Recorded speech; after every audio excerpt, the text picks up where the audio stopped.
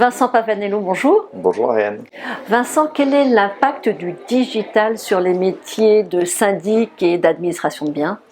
L'impact il est important. Le secteur immobilier dans son ensemble et les métiers de service et donc d'administrateurs de biens en particulier sont impactés, touchés par une déferlante digitale depuis disons 2, 3, 4 années, mais qui aujourd'hui prend toute son ampleur.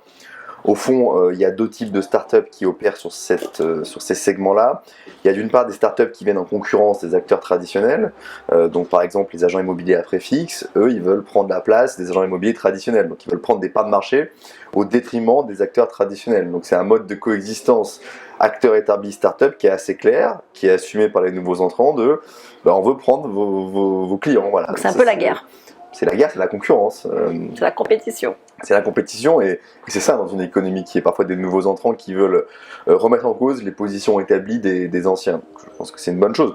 Dans d'autres métiers comme le monde du syndic, des acteurs comme Homeland, qui est un syndic disons 2.0, où un certain nombre de tâches sont automatisées, qui permet au syndic de libérer du temps tant qu'il peut consacrer aux copropriétaires sur des sujets à plus haute valeur ajoutée.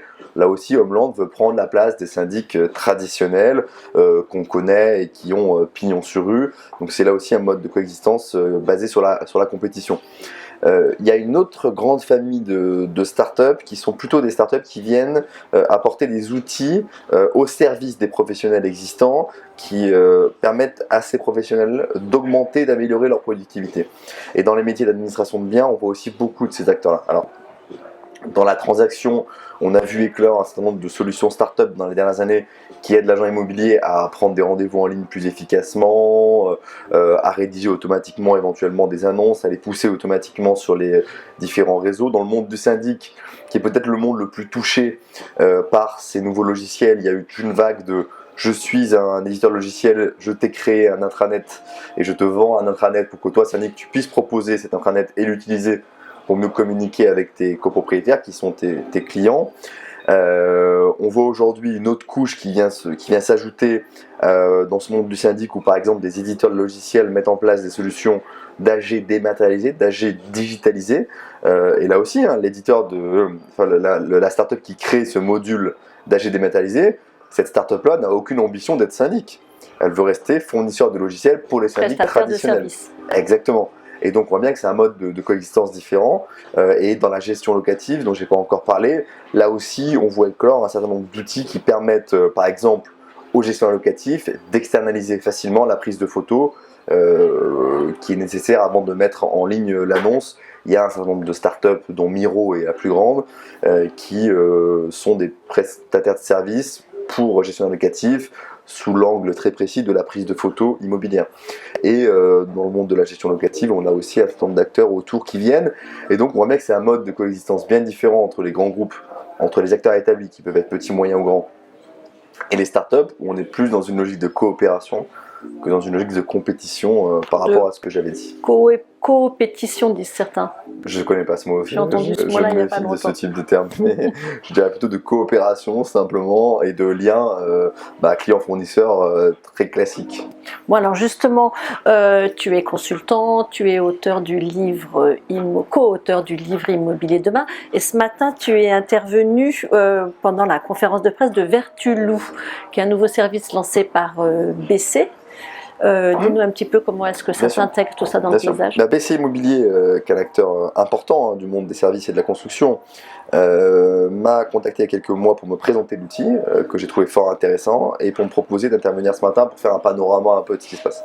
J'ai accepté volontiers parce que j'estime que l'outil Vertulou s'intègre totalement dans ce qu'on dit et plutôt dans la deuxième famille confère ma réponse à la première question qui était il y a deux familles compétiteurs, coopérateurs.